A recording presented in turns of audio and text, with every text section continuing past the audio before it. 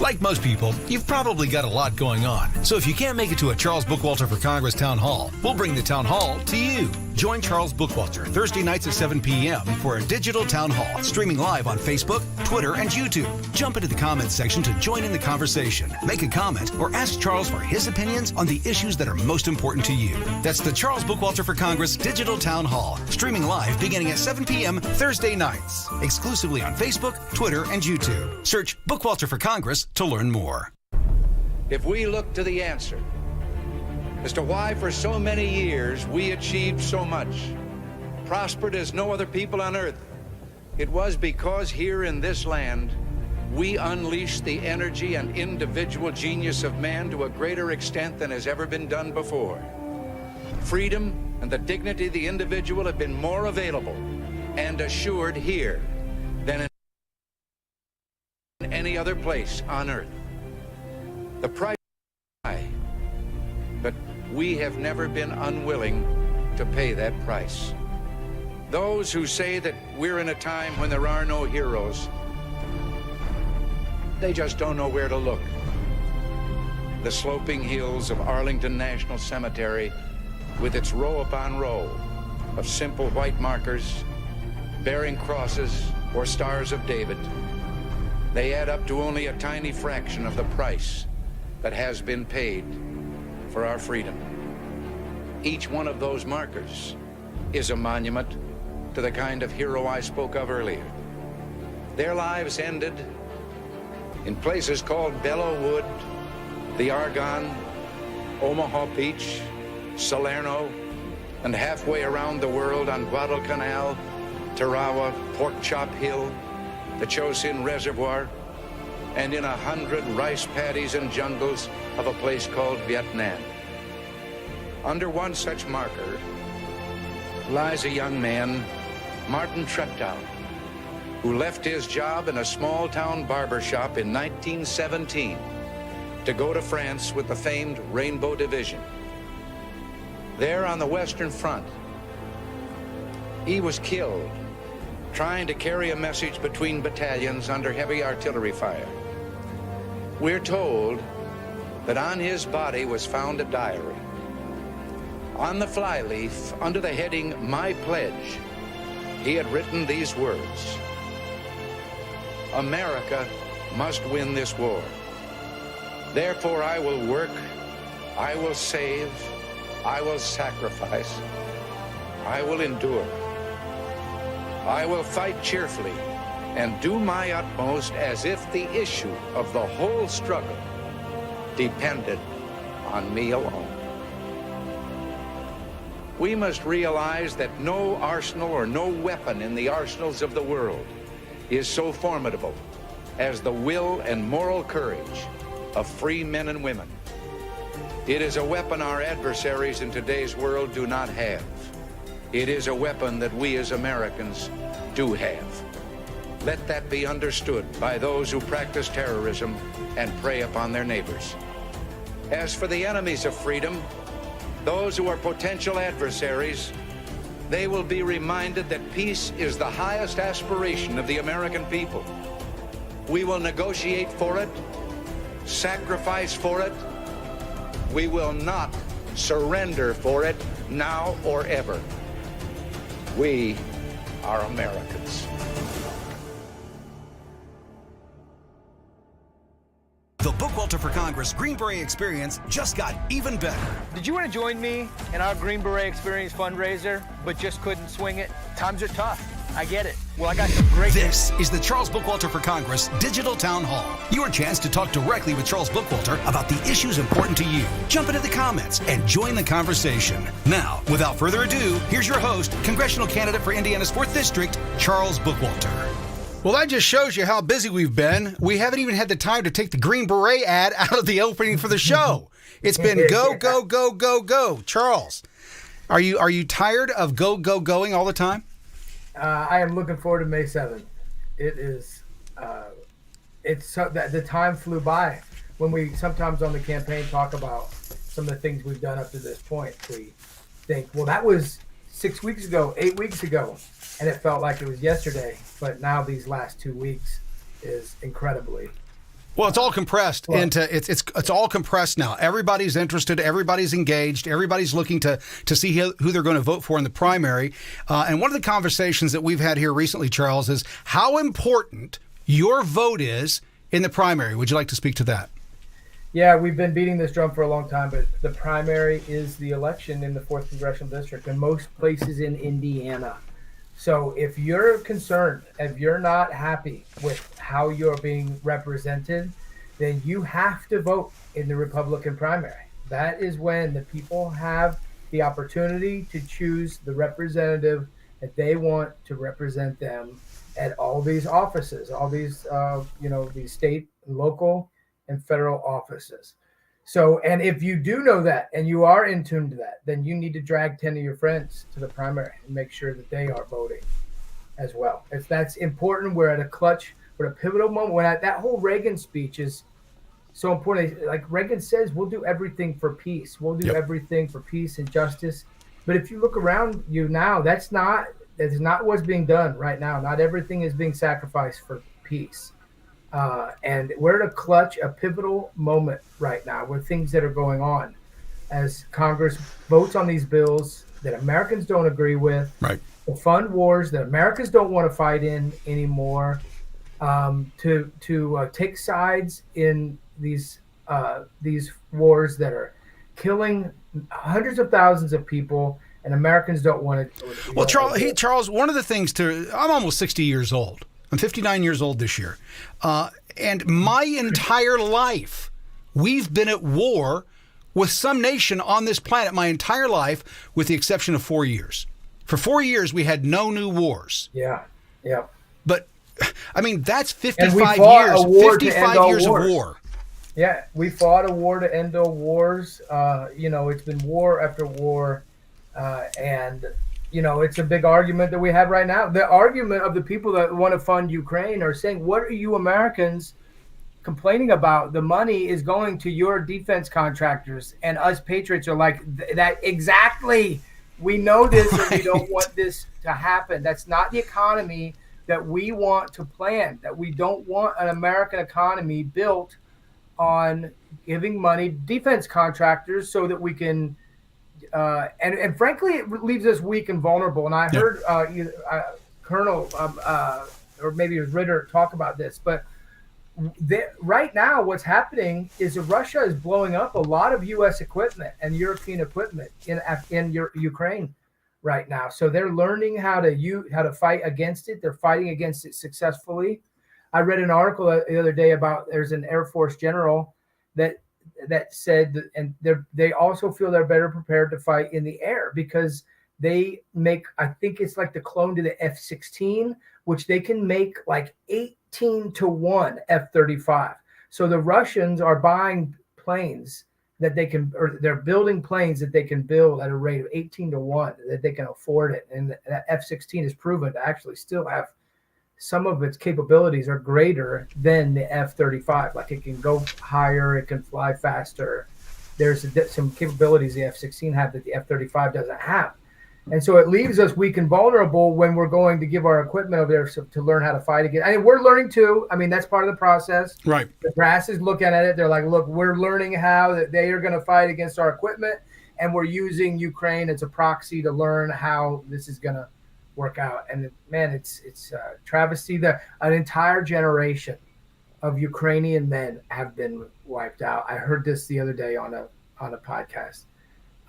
8 men of a certain age range. There's so few of them. Well, and Charles, it gets more disgusting than that because they've now started conscripting in Ukraine 14 and 15-year-olds to fight. So they've gone through all the men that they have available, and now they're going to the boys. And what it's going to leave behind is a very serious dating problem in Ukraine. I mean, think about it. Yeah. We're talking about societal collapse of population, and you've killed off how many men in Ukraine over the last 2 to 3 years? It doesn't get any better. And it's sad that we've got so many politicians that think that death is the solution. Yeah, it's happening all over the world. And this is why I encourage the United States foreign policy to be more diplomatic and seek peace, to return our men and women back home, and for Ukraine to do it too. We should absolutely, at this point, with so much going on for the last 25 years, Ukraine, a war in Ukraine, these proxy wars, Israel and Iran now firing weapons at each other, that we have, this is insane. And these are the same people who tell us we're dumb because we want to seek peace. They think they've made all the wrong decisions up to this point. They're telling us, you don't know what you're talking about. We've been, we're making the yeah, you're making the decisions, and this foreign policy is failing us, and it's leaving us weak and vulnerable to devaluing the dollar, vulnerable to inflation, vulnerable to, listen, this is how it always happens when we send men off to fight foreign wars and they're not here fighting like the cultural battle. Then you have what's happening right now, which is a crackdown on these college campuses and people that are speaking freely. And I don't condone people saying, I don't want people to say death to America, but I also understand that hate speech is covered under the First Amendment, and I can't believe right now. I know there's something going on in Bloomington, Indiana right now, some kind of rally, and I don't know if people are getting arrested or whatever. We'll see. But it's happened in the United States, and it's really frightening, and it's a threat, and we need people to fight against these constitutional rights here in the United States, because they're being taken away, and they're taken away because we're so focused on global and world events that Americans aren't focused. Well, I'm gonna beg to differ there. I don't think most people are engaged at all. I think that on a daily basis, they're focused on their lives of getting Johnny and Julie off to the baseball game or to the library or paying their taxes, working. You go work a full-time job. You get off at the end of the day. You watch a couple hours of TV. You go to home. You go to bed. You rinse, repeat, and you do the exact same thing the following day. The last thing that most people are concerned about on a daily basis is what's happening on a local, on a national, and on a global scale. And then when they look at it, they're so disgusted, Charles, that they turn it off. They don't want any part of it. Yeah. And so it's really sad to where we are. I think that people are really they're starting to wake up and realize. Yeah, they better wake up. Yeah, that they've been in a coma, and that they've learned that their nation has been ripped out from underneath them while they were asleep. And tonight's turnout in Fountain County is an awesome sign that you've got citizens coming together. We were there in Fountain County. Charles and I were, along with probably another 200 people? Would you say maybe 150, 200 people? Yeah, I mean, it was over 100, and it's hard for me to gauge, but yeah, definitely. And that's the standard when people come together and fight against carbon sequestration up in the northern part of the district, or solar farms, wind farms in Hendricks County. And we are winning.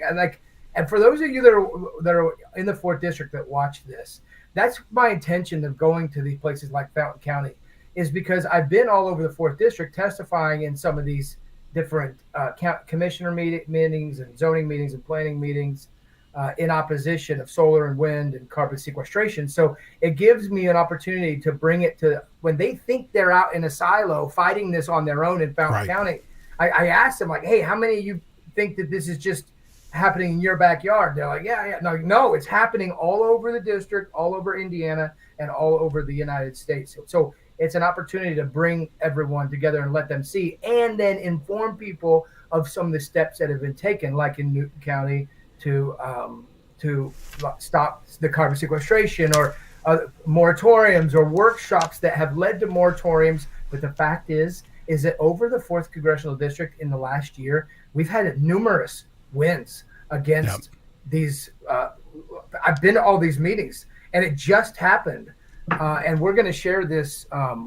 We're going to share the video of the people coming together.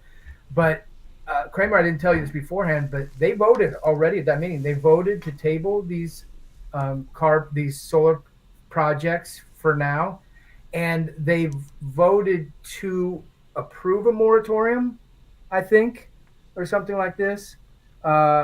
They proposed a moratorium language in the ordinance and passed it.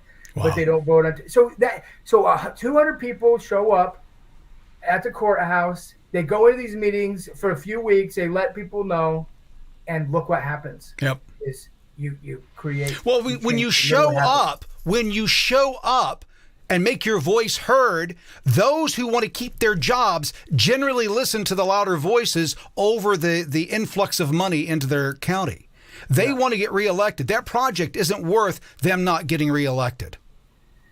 Yeah, because they'll think we go back to sleep. But that's why we encourage people in our local group to understand the Constitution and your constitutional responsibilities. Because it's not just the loudest group that speaks loudly. The loudest group can say, we want to take your firearms, and we are the majority, and we're the loudest group.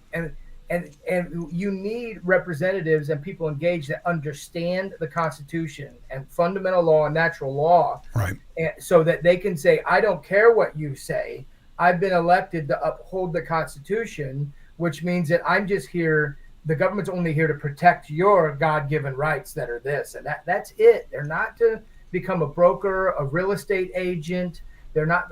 they can't even build the road. Like, at least just stick with the roads, government. Just stick with the roads. Just do that. They've bitten on so much that's why we suffer from inflation. That's why we're so divisive, because everything is political, because there is no more private property anymore. They've mixed it so much that they take so much of our tax money. Everyone has an opinion about it because we're being robbed to fund all this stuff. Well, a great example is... and it's in our backyard. I mean, there's no better example than this right here. Yep. It's literally in our backyard. What they've been arguing for the last 100 years of free market centered economic development versus state centered economic development. It has been a debate for 150 years.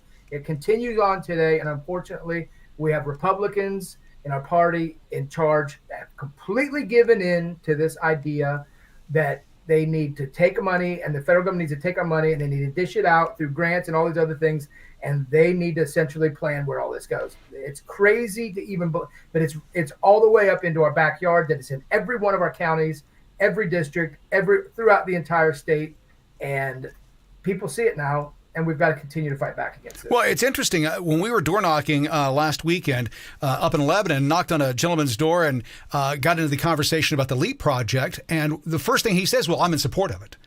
And I said, well, why is that? He goes, well, we need progress and yada, yada, yada. I said, well, you realize that they're using your tax dollars to do that. And his comment was, well, yes, from time to time, businesses need boost from the government to be able to do that. And not 5 minutes later, Charles, he was complaining about his property taxes going up, and it was like the smile came across my face, and I go, well, let me explain to you why your taxes are going up. These companies are coming in, they're not paying their taxes, they're getting tax waivers, they're getting abatements. They don't pay taxes in your local community. Yeah. So when they need their roads and they need their sewer and they need their gas and they need everything else, all the infrastructure to allow that business to be successful in that community, the community pays for it. Hence your higher property taxes. Yeah, and the kids, they're like, oh, we need these jobs, these great paying jobs, so your kids will stay in the area. Well, your kids are going to pay for all that stuff because they don't give a tax break on the people that get the jobs. No. They give a tax break to the company. So the company doesn't pay the taxes, but those jobs of all those people, they're going to have to pay a lot in taxes. And the moment those abatements dry up, the moment they come to term, they leave. They're gone. Those companies leave that community and leave it high and dry. They don't care. Yep. It's happened all over. There's so many examples of that happening all over Indiana, all over the United States. It just is because when you got your thumb on the market a little bit and you're making, and that's where we are completely. Again, they've been writing about this for 100 years. Is that when you put your finger on the scale on the market, then people get accustomed to it. So now people they're not really starting businesses or entrepreneurs because they see an opportunity. They've done their research, their due diligence. They look for the law. They look for the government contract. They look for the inside opportunity so that they can take advantage of a situation, not actually looking at a profit-driven motive or anything like that. They're clamoring. It's the same in farming. It just goes across the board. Farming, they're not really seeking to maximize yield and profit. They're also managing like how their crop insurance is. And they can maybe plant this seed a little early because they know they were going to write off a certain percentage of their farmland anyway. So they can do it and they can manage. So they got to manage the system, not really maximize the production, Right. So anytime the Fed has their finger on the scale, you're going to get these markets that are manipulated, or they're not, so when something changes, like an abatement goes away, you're like, oh, wow, well, we can't stay here. We can't afford to stay here. It doesn't work this way. Yeah. Right. It's too expensive to stay here, so we'll go to another state or another county that will give us the abatements that we want, and we'll rebuild a $10 million facility because at the end it's cheaper to do that than it is to pay the taxes. Yeah. Meanwhile, the community bears the brunt of building the facility, and then when that community feels the vacuum of that business leave, all those jobs will go with it too. So now you've got a community that is impoverished by the same abatements that were promising all this wealth. Yeah. And the misallocation of those resources goes all the way down. So then the restaurant owner that owned it because there was all that there, then he sees and then the gas station owner that was based on a model that had this much activity. So it all kind of, that misallocation of resources is what you're seeing across the United States right now because of a manipulated interest rate that incentivizes people to take on loans and money that they should not have done, and that goes all the way up to these big corporations. So they're looking for every government handout so that they can make this work for them and stay in business. So that's what we're seeing, and that's what we can show. Look, we have 2 weeks to the campaign. Right. So how long we've been going on? Do we have any questions? We better get questions out. Well, I've got one question here. I'm going to paraphrase it because it was a long one. Basically, what the question is I watch your show. I see you always complaining, and you're never offering any solutions. What legislation do you want to offer when you get to D.C.? Yeah. My guess is this person doesn't watch my show because I've said this time and time again. I've talked about the 2 pieces of legislation that I'm back, that I would be behind. But this is the problem, is that this person is looking for a legislator to legislate their way out of a problem that is only existing because of legislation. So I've often said, I have a de-legislative agenda, that we need to go in there and start taking defunding and using the Congress through the budgetary process has to take away the funds from these agencies. People are going to have to lose their job in federal government, and we're going to have to shrink the size of the federal government. So federal agencies are going to close, and we're going to deregulate. And, that's what – so I offered this solution a number of times. Like what law is going to – the laws have already been passed. The law – half of them are more unconstitutional. They made agencies – the federal government's taken on responsibilities they never should have taken on. So that's not we have to look at this differently. And it's not even redefining the position. It's merely going back to what this position originally was intended to do. Well, a great example is the Department of Education. Yeah. It's only been around for 44 years. Yeah. I was educated without the Department of Education. I got educated by the school systems that I was in locally. The federal government had nothing to do with my education. Yeah, and that person that asked that question, and again, they haven't listened to what I've said because I've said this everywhere I've gone. Wants a congressman to go write a law to fix the Department of Education.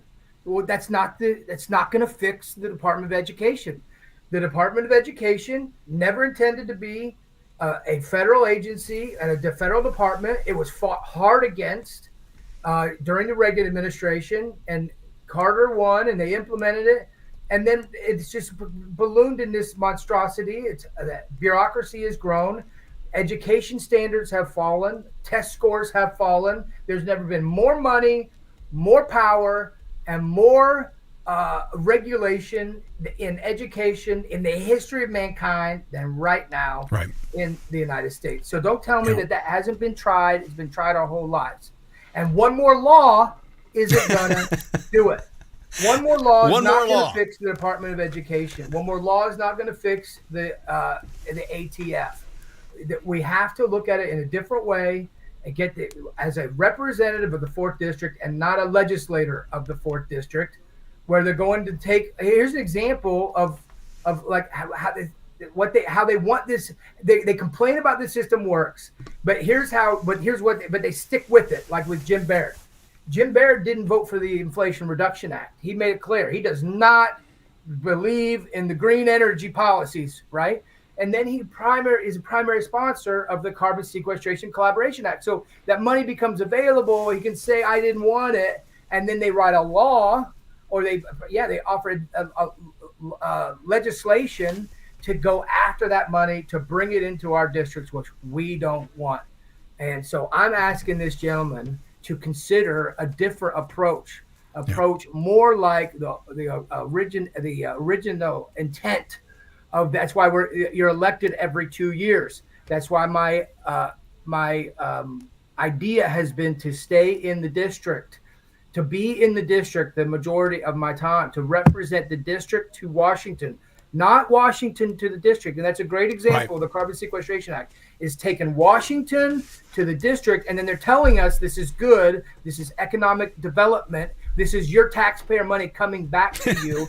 Well, we don't want it in that way, and we don't want you to take it in the first place. So we've got to take away this money. No law is going to get us out of funding Ukraine. We have to send people there that have talked about and been specific that they would not do this, that we know this is the will of the people. We know that the American people don't want to pass the legislation that Mike Johnson and the Congress just passed. Yep. We know the American people and Hoosiers and people in the 4th District do not want their representative voting for Biden's $1.2 trillion spending bill. We know it. You know it, the person that asked this question. You talk to your friends and your family and your neighbors. You all roll your eyes when this happens.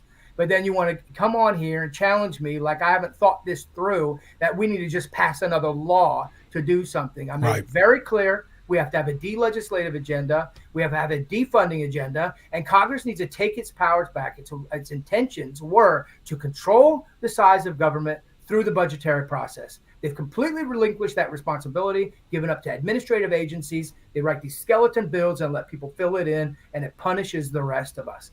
So now the 2 laws that I would that I would back, I would try or sponsor or work with someone to get a national day, voting as a national holiday. So you get the day off. There's so many federal holidays, and the regular people don't get take advantage of it. We need a national holiday, so there's 1 day of voting, and we need to control the elections at the state level. So we need to get the HAVA, the Help America Vote Act, out of the state elections. No more money from the federal government to go to the states. And we need to pass a law to have voting on 1 day, a national holiday, so all Americans vote, like a 24-hour period. And people would be involved. We'd have the polls open for 24 hours. It'd be less expensive. It'd be on paper ballots. And those of you that want to try to cheat would have to cheat with your neighbors watching. That's right. And that's what we need to get back to. Well, just like in Iowa. What happened in Iowa is that we watched what happened there. We walk into a room, you give your ID, you're given a slip of paper, and when they say it's time to vote, you write the name of the person that you're voting for. Person comes by with a bag, you throw it in the bag. Everybody watches it all happen. It's completely transparent. They stick around. They stick around because they want to watch it and they want to count. People they're watching over everyone's shoulders. People who openly volunteered. Remember, Kramer, they set the rules right beforehand. They said, how much time do you want each of the presidential speakers to have? 2, 3 to 5 minutes. How much? And someone was like, 2 minutes. Yep. And they said, I'll second it, 2 minutes. All in favor? It wasn't that complicated. No. It went off really well. I want to make sure I don't miss another point. That another piece of legislation that I've talked about, and I think we needed, either it would be in a form of legislation, because I'm not sure that you can just completely get rid of the National Childhood Immunization Act of 1986 that gave vaccine manufacturers legal immunity for the products that may hurt, injure, or kill patients that are being mandated on people. And we need to remove that. So there is a legal liability. Again, this happened in the Reagan administration in 86, and they fought against it. They said that, you can't, it's the only industry where the industry came to him and said, we are being sued for making these because our product is hurting people. Well, it was from the swine flu. Protect us. We need to pass legislation, President, that will protect us from these lawsuits that are hurting us because our product is hurting people. And it passed. Yep. How is that possible? Because they're corrupt, Charles. They're corrupt. And it's not new. Right? I mean, we all know the answer. Having that in place benefits no one but the pharmaceutical companies. Yeah. So that's another piece of legislation, if that's what it would require, that I think I would sponsor. Yeah. And the other things, the de-legislative or the defunding, they're already there. Thomas Massie already has a bill about defunding Department of Education. Matt Gaetz has a bill about defunding the ATF.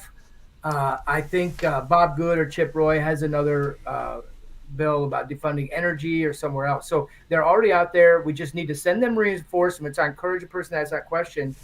Like, seriously consider this. We need to send them reinforcements that are already talking about it, that are willing to go there and not play ball with the business as usual anymore. Right. And now's our time. Now is when we have to take advantage of it. You heard Rahm Emanuel say that let no emergency or whatever it is go to waste. No tragedy go to waste, whatever it is. We have to think that same way as patriots. And when they expose themselves through what they did, the overreach with COVID, then we need to take advantage of it and take some of that power back.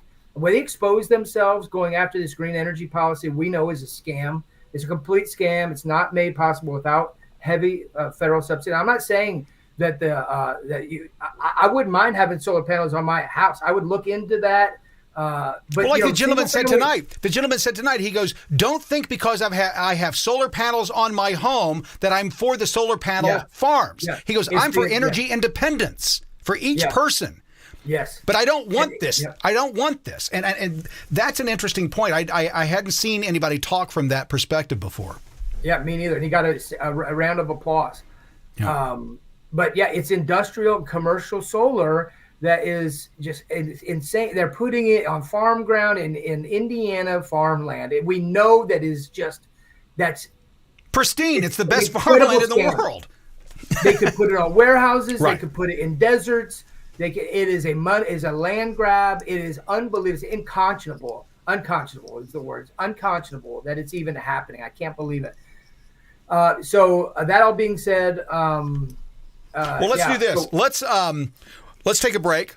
We'll come back, and then we'll immediately get into the Fountain County crowd that was there tonight. Great crowd, great turnout, and a lot of people who are really engaged that wanted to speak and were speaking it from the crowd. Charles, what I'm taking away from what I saw tonight is that people are at the edge. They're at their rope's end. They're done. They're tired.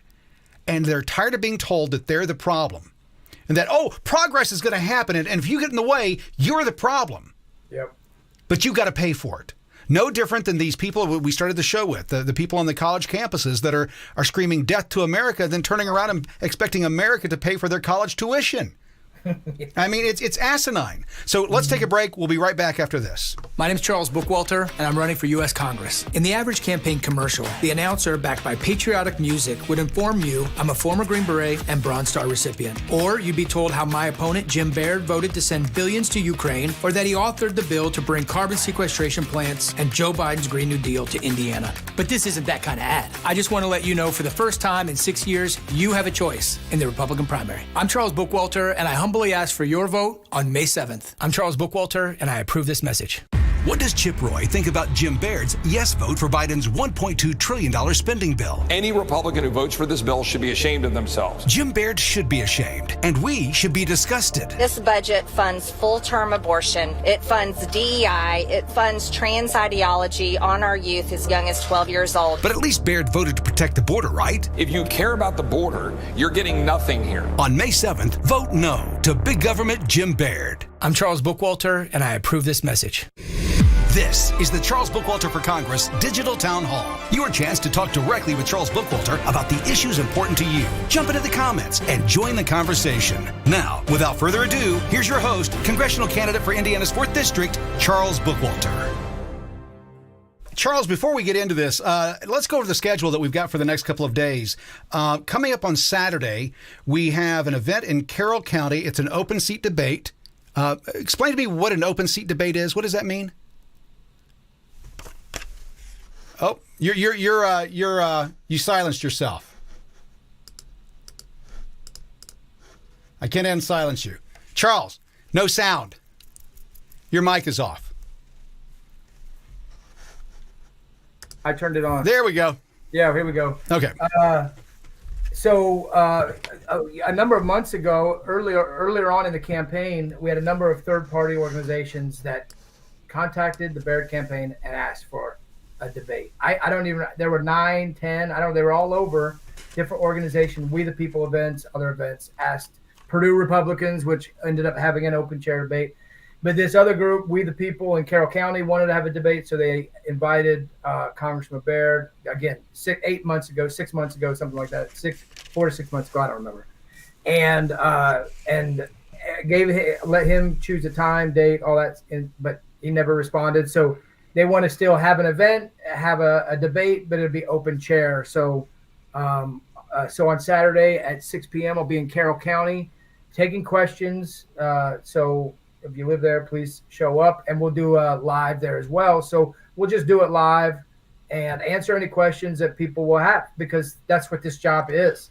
That's what this job requires. One of the interesting let me jump in. One of the interesting things about this deal with Jim Baird is that on your Facebook account, somebody made a comment about one of the ads. We were showing Jim Baird's voting record. And I want to make it very clear. I've worked in a lot of political campaigns. I've done a lot of political ads. And the thing that Charles said at the very outset when I joined the team was no ad hominem attacks. We do the record only. His record only. I don't want to hear about rumors. I don't want to hear about things that people think. I don't want to hear about how people feel. We're only going to focus on Jim Baird's record. That's what we've done. The comment said that's negative. If Jim Baird won't show up to debate and won't answer the questions from the constituents, I think showing his record is the only way to do it. That's his performance. That's his job. Correct?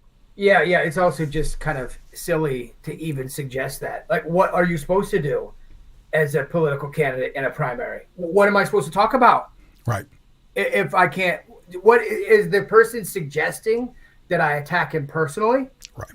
What else is there to do? Either you talk about the job that the incumbent is doing in office, and you look at the record and you bring it up to people's attention, because arguably someone in my position should have an understanding of what people are thinking on the ground. So, by do their own due diligence and understanding that there's a lot of pushback, a lot of things that are happening that our congressmen, not just our congressmen, but it goes down to the state level and down to the local level, that they are doing, many of these elected representatives, that us on the ground, we're fighting back against, and we're having to show up to these meetings and say, what are you guys doing? Don't do this. Stop with this solar stuff. Stop with the wind. Stop with the carbon sequestration. Hey, we don't like these elections the way they are. We don't like voting for a month and having ballots available for mail in. And we want to have maybe one day of voting, or get back to precincts with ID. We already have ID, right. But, and it seems like those people, like Congressman Baird, go to Washington, D.C., and they start sponsoring and paying for things that we end up having to fight back against on the ground level. It's complete insanity. So it is incumbent on it's the priority of a primary challenger to pour over the record and then hold that person accountable. And in Indiana, the primary is the election. So to suggest that I do anything other than what we're doing right now, which is looking at all the voting record and holding our elected representative accountable, is silly. I agree. It's suggesting that I go another way, which is attacking him personally or whatever. It's only been about the job. It's been about the representation, about the voting record. So, well, would you be running for Congress if you thought that Jim Baird was representing you and your community in the right way? Would you be stepping forward if that were the case? It'd be a lot easier not to. Yeah, so we just flip it and say, I would not challenge Jim Baird because I've heard Jim Baird's a nice guy, and I'm not saying he's not. I've said that in a number of places. But right now we don't need nice guys in Congress right now, okay? But let's say that he was a strict constitutionalist and was like making headlines because he never voted out. I can't, like, it was a strong principle. And let's say he was a terrible guy. Let's say he was really mean, right? I wouldn't run against him because he's just a mean guy. Right. He's a great representative. I would cheer him on. Like, look, this guy, I don't like him, and he's not very nice. He's not kind, but he's an incredible representative for the district. Like, he doesn't. He's a fighter. He's a fighter. He's fighting back. He's not like. So I wouldn't challenge him if he was just a mean guy, but a great representative. Right. Just like I will challenge him if he's a nice guy, but not voting. Right. Well, that's what I think that people miss, is that explaining someone's job performance in a TV commercial or in a radio ad and saying they voted this way, those are the facts. Facts cannot be negative. The only person that facts are negative to are the person that those facts hurt. The candidate that voted that way and decided to go against the will of the people, that's who it hurts. And I'm sure to them, they see it as negative. Let's wrap up here with the schedule real quick. I did miss that Saturday morning will be in Martinsville, Indiana, Morgan County, door knocking. There'll be a group of us down there. Saturday evening in Carroll County for the open seat debate. Do you know where that's at in Carroll County? I can people look want to it up. join. Keep going over the schedule. Okay, I'll keep going over the schedule. Next Tuesday, we'll be in Newton County for a candidate forum. And on May 2nd, we'll be in Plainfield at the Public Library for a live town hall. So all of those events happening, everything's crammed into the last few weeks, or the last couple of weeks here.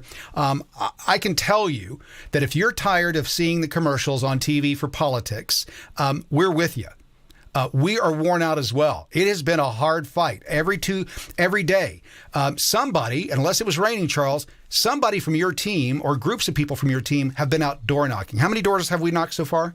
25,000, at least 25,000 at this point. There's people knocking on doors every day. So on Saturday, there's going to be a team in Morgan County, Martinsville. There's going to be a team in Montgomery County, in Crawfordsville. There's always a team in Hendricks County. They'll be in Plainfield this Saturday, and in Tippecanoe County. Yeah. And there's always a team out in Jasper County. So there's always teams out knocking on doors. It's I guess just humble when I actually think about it. I'm humble when I think about it. And I would let people know that I am too. I'm out knocking on doors regularly, as much as I can. I've knocked on over 1,500 doors myself, but there's people on our team that have knocked on 2,500 doors. Right. So 3,000 doors. Right now, we're knocking on about 3,000 doors a week. It's an incredible effort, a get out the vote effort. It really is, and I'm going to say this out loud for everybody who's watching. I've had the pleasure and the misfortune of working on a ton of political campaigns over the last 15 years. I worked with the Indiana Republican Caucus for a decade and really embedded in the day-to-day operations of campaigns. And folks, I got to tell you, the Charles Bookwalter campaign, I told his dad tonight, is the best campaign I've ever worked on.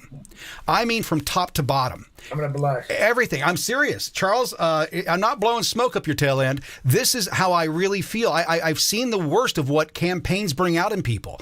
Candidates who lose their composure because something goes wrong. And time again, we've had things go wrong in the campaign. Things didn't turn out the way that we wanted them to. And yours was, we move forward. We learn from this and we move forward. And the second thing is that there's no infighting in this campaign. There's nobody trying to get your attention. There's nobody trying to cozy up next to you. There's nobody that says my idea, it has to be my idea, or I'm not going to work with you. Everybody's in the same fight because they realize the peril that our nation is in right now.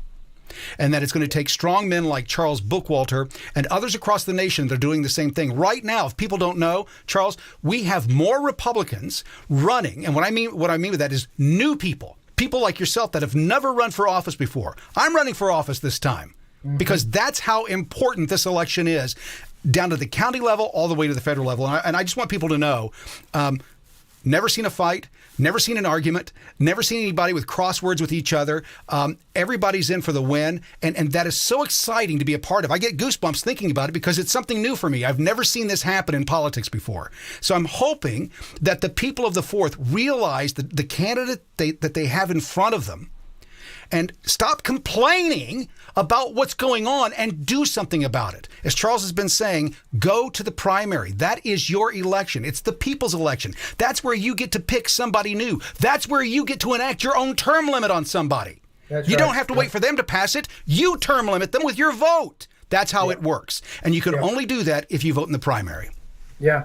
If you are tired with government corruption, then you should replace these elected representatives every few years, because then they can't buy them off. That's the biggest part of it. And they can't. So you should absolutely do that. And for anyone that is following this campaign closely, I get this question all the time. You know, how do you feel about it? Well, I'm not going to be surprised if we win. We have so much momentum, but I just want to remind some people of a few things. That the first thing is that we have hundreds of volunteers that are throughout the district, knocking on doors and passing out literature and talking to people. And the Bear campaign has no infrastructure whatsoever.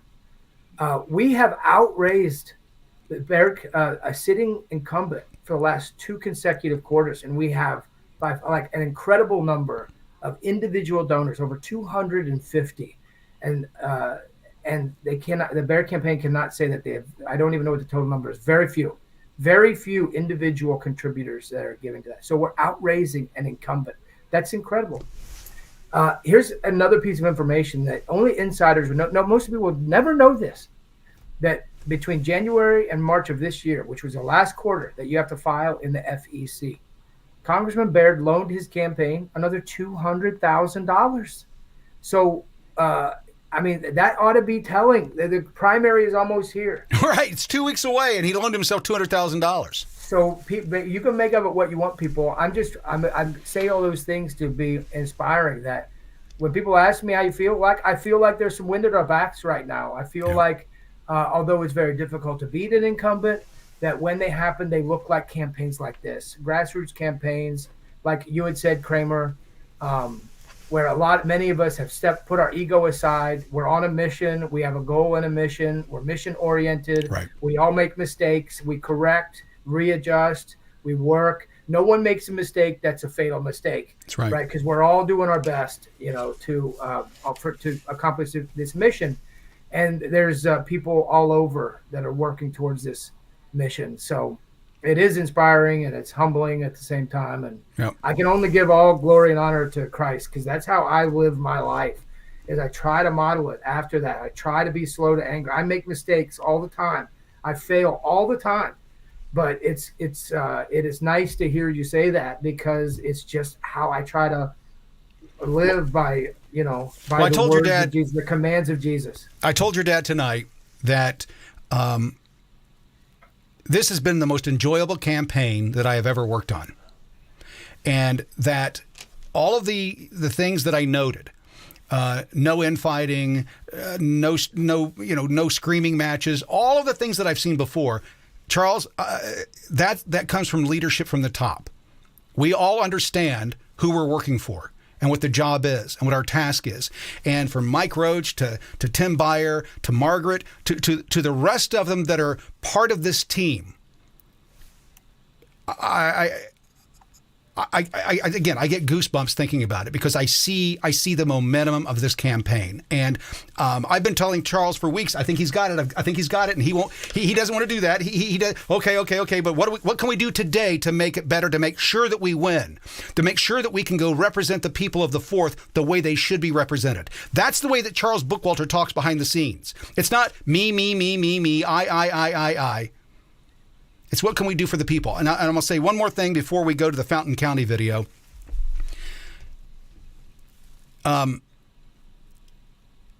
If you want a job, and Charles has said this many times, if you want a job, the best way to get that job is to do the job and make people aware that you're doing it, so that they realize you're qualified for the job.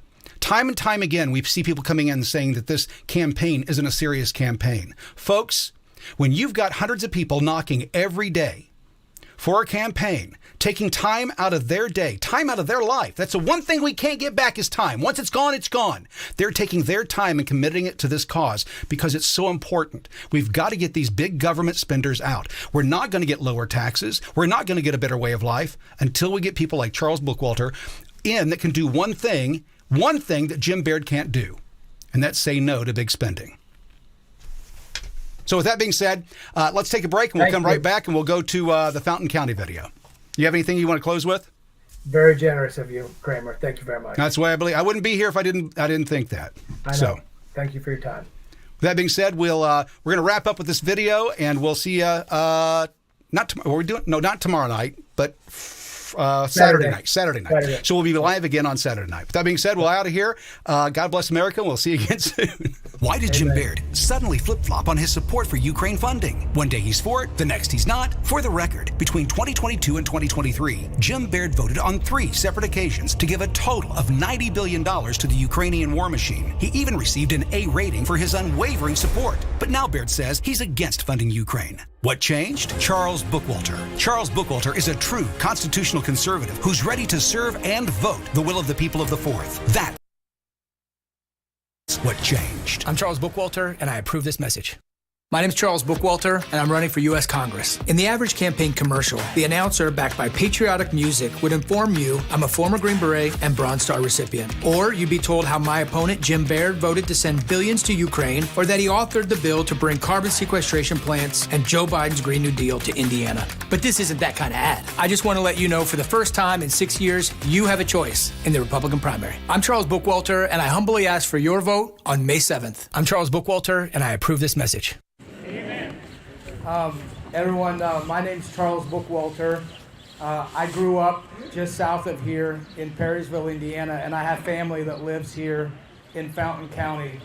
And everyone's here for the same reason that we're coming out, is my suspicion is in opposition of what's going on with these solar farms. And so I'm here speaking because in what I'm doing, this isn't about me, but I'm all over the 4th Congressional District right now, working with other counties that are going through this exact same thing. So did anyone think they were alone in this fight against these green energy policies in their county?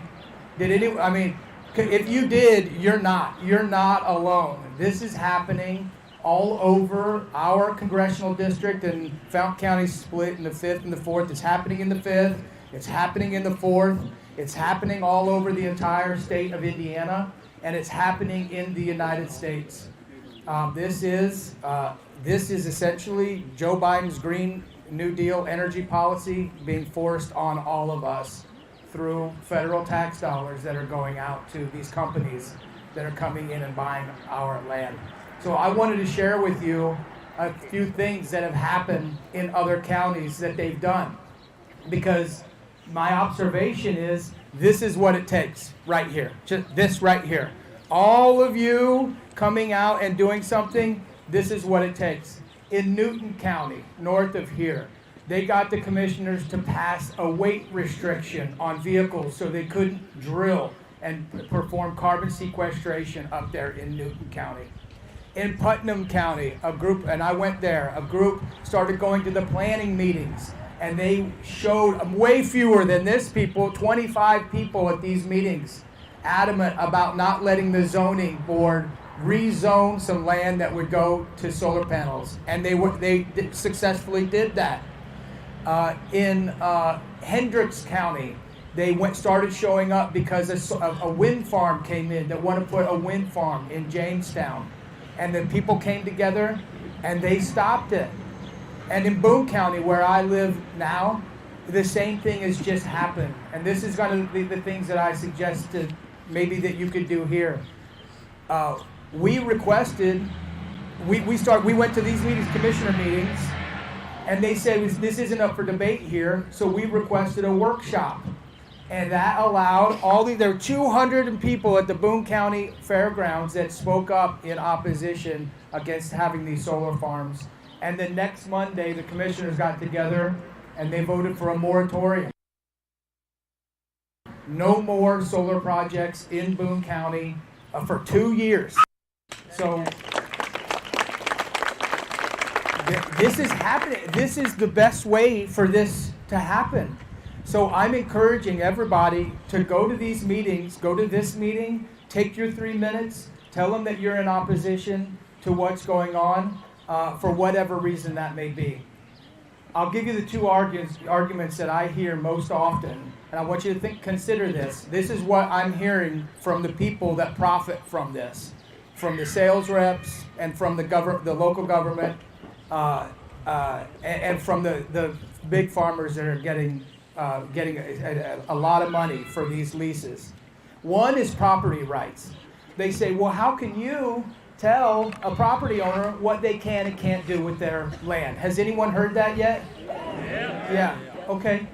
Well, what about that if they apply that same argument to the private property, which is our money, the fruit of our labor that they're taking, they're giving to the federal government, that they're giving to these federally subsidized companies that are going in and buying off these properties. Private property begins with our taxpayer dollars. And if they don't want us involved in this decision making, then they don't use our money. Otherwise, we're going to be involved in that because that's our private property. And don't forget that. Don't let them tell you that.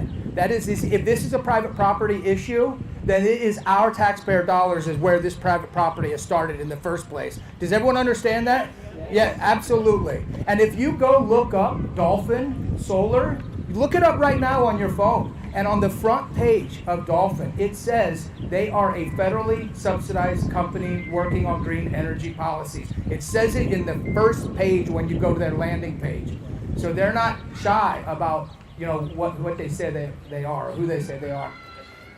The second thing, and this should offend every red-blooded American, and they've just convinced us that this is how, it's an age-old debate of how are we going to grow our communities? Is it going to be us with our money and through rivalry and entrepreneurship that we're going to grow and economically develop our communities? Or are they going to take our taxpayer dollars and are they going to just determine who goes where and how they go here, and they're going to centrally plan everything? And we've kind of let them now make those decisions. And so they come to us and they tell us, well, if we don't get your money to give to these companies and then these companies can come and economically develop, then we don't have a tax base.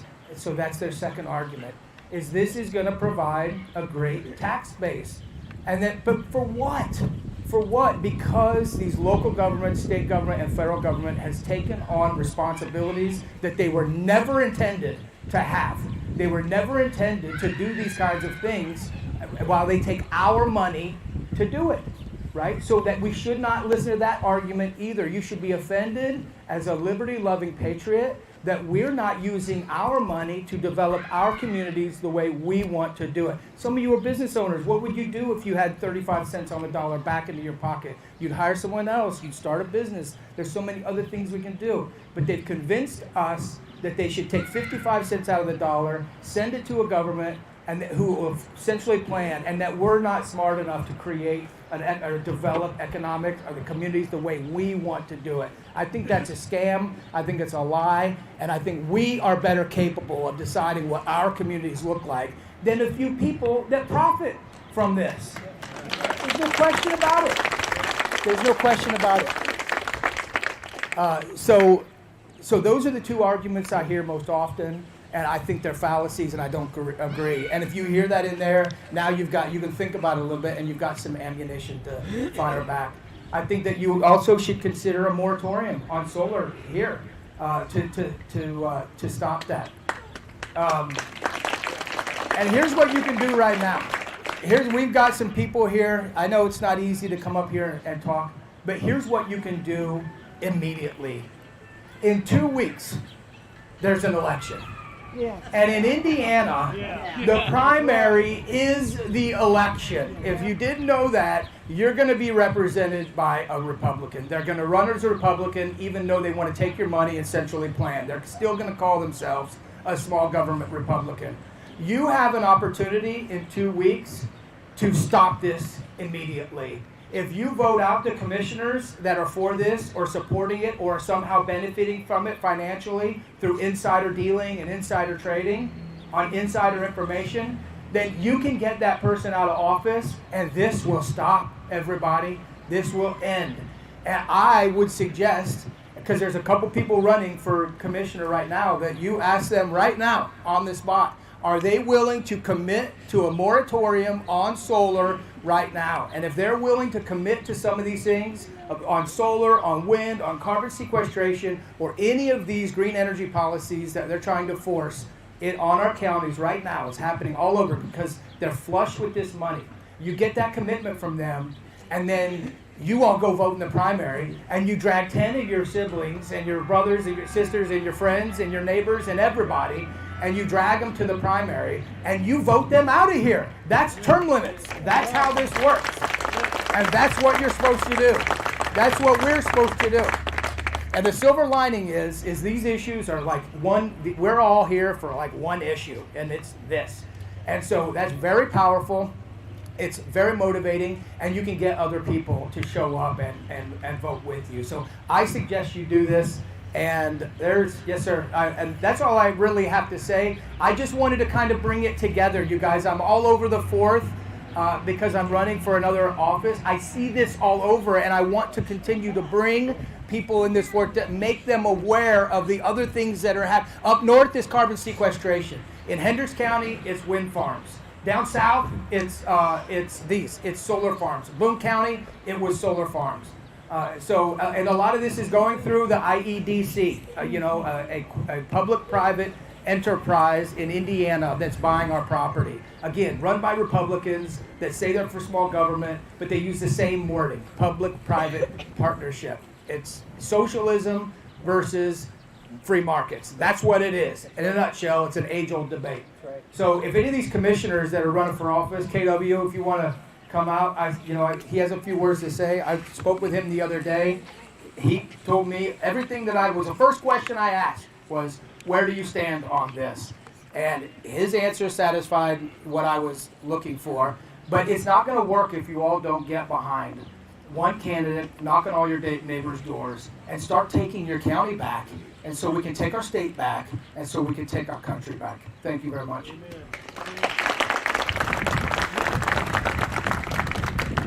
Thank you for that. Can everybody hear me? Everybody hear me all right? My name's KW Rice. I am running for commissioner in District 2. I was born and raised in Fountain County. I love Fountain County. I love agriculture. I don't want to see Fountain County become a landfill, a solar panel landfill, because that's what it's going to end up being if we let this go on. I will say it right here in front of everybody, 100% against solar panels. We need to stop this crap right now, because it's not about me. It's not about you. Come here, girls. Come here. This is what it's about right here. Yep, that's right. We have to protect their future. Because let's face it, 90% of these landowners that are signing up for solar aren't going to be here in 30 years to see the waste that they're creating. They will be. So come May 7th, remember that. Remember these kids. Remember this land. Please vote. Is doing a really good job. My son's brought his donation. They've been bashing him heavily. So, You guarantee us, you promise us that you work for us and not for the man. Because that's the whole point. You get somebody that comes out and says, hey, I'll do this for you guys, or it's for my kids and my family, and you turn around backlash, and it's all about profiteering and what you get under the table and all that bull crap. Some of us around here, we scrounge. It's great. And some of us are scrape and scrounge are pretty damn proud of doing that. It's you guys that we trusted in there. And you guys are taking us for a ride. And I don't mean that offensively to you. But if you get in that office and in front of everybody in here, I have no problem with saying it. I'll point you out in public and say, hey, you're not doing it. I hope everybody heard that, because that was a very good point. One thing, if elected, I will do, we will take our commissioner meetings back to 6:30 in the evening, so the people can come. Not at 9 o'clock in the morning when the working class is all at work, so they can slide this crap under the table. Exactly. I will work for the people, we will be for the people, and the people will have a voice if I get in office. Over here, KW. Yes. I have a question while our state rep is present. I'd like to know where she stands on the solar, because she takes donations from the solar packs, voted for the CO2, and she represents this district. Why would she say it's a local issue when she takes money from the solar companies? And she's here, I'd like for her to answer that. If she's here, Ms. Nagel, would you like to come up and speak and answer a few questions? The question asked was, well, I'll ask her. I'll let him ask again.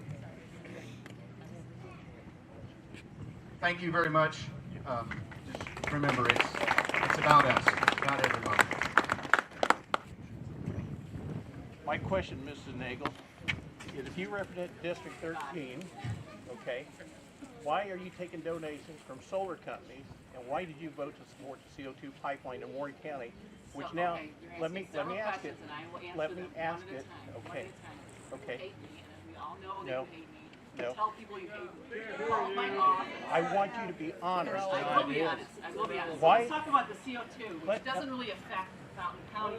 Yeah. Yes, it does. Right now it's in Warren and it's in Benton. Those are the areas. CO2, there was regulation that was passed at the state level that did not usurp any local control. Absolutely did not. 1209 does not. What 1209 was supported by Farm Bureau, and it was supported by the Association of Counties. So I get donations from coal companies. I get donations from realtors. I think I might have gotten one from wind companies. I don't think so. I'd have to look at my report on it. But I get from everyone.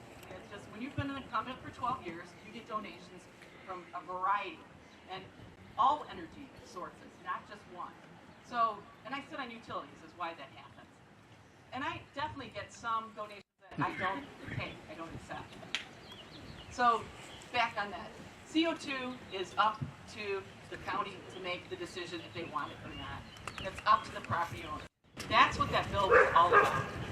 Secondly, on solar, that is totally a local control issue. I've stayed out of it because it is a local control decision. Commissioners adopt the ordinance, that decision is made. I personally would support a moratorium. I think it's too many. Sorry. Okay, closer. I support a moratorium. I think there should be a limit on how much there is. I don't like the idea of good fertile land being put with solar panels. My preference would be to see it more in a desert, in a place that makes better sense, or on roofs that makes sense. That's my personal opinion, but I don't control the local side of it. That is why this is important to have this meeting. That's why it's really important to talk to your commissioners and talk to your county council members and go to this planning meeting. I think you might hear some good news at this planning meeting. I think there will be some discussions about a moratorium, and that's where we need to be. Sharon? What was your next question? Did you take a donation from NextEra, which is connected to the solar company? I would have to look. I ran for sheriff. I'm I sorry. knew who I took donations from. I am sorry. It's too big of a list. I am a state representative, and I have a huge amount of donations. So I don't know. I'd have to go back and look. This was just recent. We have 5 minutes left. I would like to address the county vendors for the commissioner. Can you just maybe deal for 50 minutes? Yeah, we're good. Okay. We're good. This is. Well, yeah, I would like to talk. Okay, thank you. Okay, I have like 5 minutes before the meeting, so I don't know if everybody's going to want to go in. I'm Chris May. I'm running for Commissioner of District 1. Just real quickly, when we were one of those people that thought we were alone in this battle when we found out about it in October. We are going to be surrounded on all 4 sides of our property. And we were devastated. We were in shock that this would be done. It's cruel to a homeowner. But when I found out in meetings that everybody was ticked, I feel like I'm on the right side. I can represent you. I am not a politician. I don't love this at all, but I'm fired up because we tried to speak at the meetings and we were not heard. We were rudely ignored and not even considered. That's not representative government. Right. What I promise you is I'm still learning. I've spent I actually have a degree in government, but don't hold that against me. It's a long story. I'm a business owner, and I like to make pretty weddings. I don't want any of this ugly politic business. But this is our home. We chose to live here. This was my forever home. I don't want it to be uninhabitable with carbon sequestration, the water. And let me tell you about the water. If the wells come, or the aquifer doesn't affect us with the water program in Lebanon, the solar panels will, because what I've seen in North Carolina on this mass scale is that it dehydrates your land. People that have farm animals that they have to water, they have to replace 4 times a day more because of the evaporation from this mass change in environment. I can't believe the environmental people aren't up in arms in this. It absolutely, there's not even discussion about the health things that I've looked into myself. There's EMF and radiation, and they'll say, well, your cell phone has that. Not to the degree, 1 million panels, it's going to have a devastating effect. And I just hope that you vote for me. I will do my best as one of 3 commissioners to be loud, to be honest, and if I see something that's not right, I'm going to go to social media and let you know, because this is who I should be a voice for and will be. So, thank you.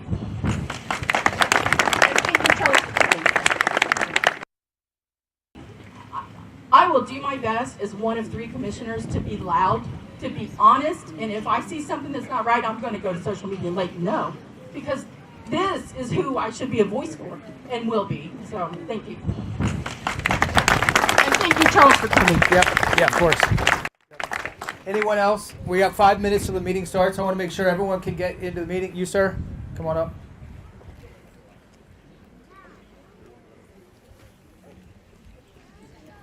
It's many of you want to go in. It's 1756. So, just my name's Dane Moltzberger. I live in Mill Creek Township.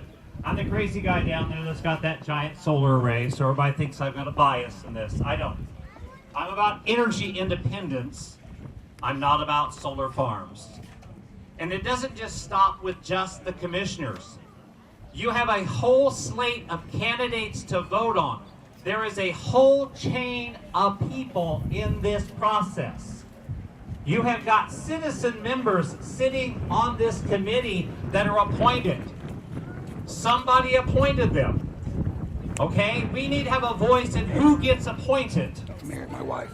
It isn't just that, it's the county council.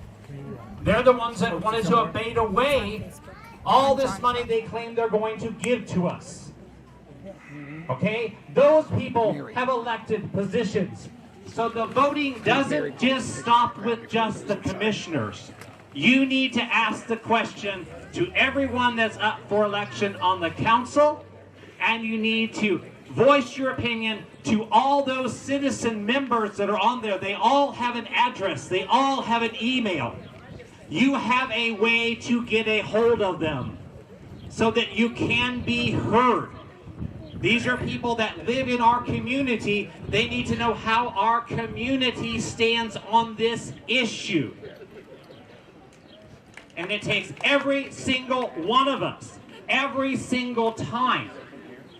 I admit, I was asleep at the helm when this all went down, started in 2017, so quietly behind the scenes. We all were. We all were. Yep. But it's now that we have been awakened, we need to make sure that we are heard every single time. All right, those who go in the meeting, please be courteous and go into the meeting and tell everyone how you feel. And don't stop here. This is exactly what it takes, what the gentleman said. You got to turn out in the primary. The primary is the election in your district. The primary is the election. Take 10 of your friends and go vote in the primary. My name is Charles Bookwalter, and I'm running for U.S. Congress. In the average campaign commercial, the announcer, backed by patriotic music, would inform you I'm a former Green Beret and Bronze Star recipient. Or you'd be told how my opponent, Jim Baird, voted to send billions to Ukraine, or that he authored the bill to bring carbon sequestration plants and Joe Biden's Green New Deal to Indiana. But this isn't that kind of ad. I just want to let you know, for the first time in 6 years, you have a choice in the Republican primary. I'm Charles Bookwalter, and I humbly ask for your vote on May 7th. I'm Charles Bookwalter, and I approve this message. What does Chip Roy think about Jim Baird's yes vote for Biden's $1.2 trillion spending bill? Any Republican who votes for this bill should be ashamed of themselves. Jim Baird should be ashamed, and we should be disgusted. This budget funds full-term abortion. It funds DEI. It funds trans ideology on our youth as young as 12 years old. But at least Baird voted to protect the border, right? If you care about the border, you're getting nothing here. On May 7th, vote no to big government Jim Baird. I'm Charles Bookwalter, and I approve this message. Thank you for watching the Charles Bookwalter Digital Town Hall. For more information about Charles Bookwalter and the Bookwalter for Congress campaign, visit bookwalterforcongress.com.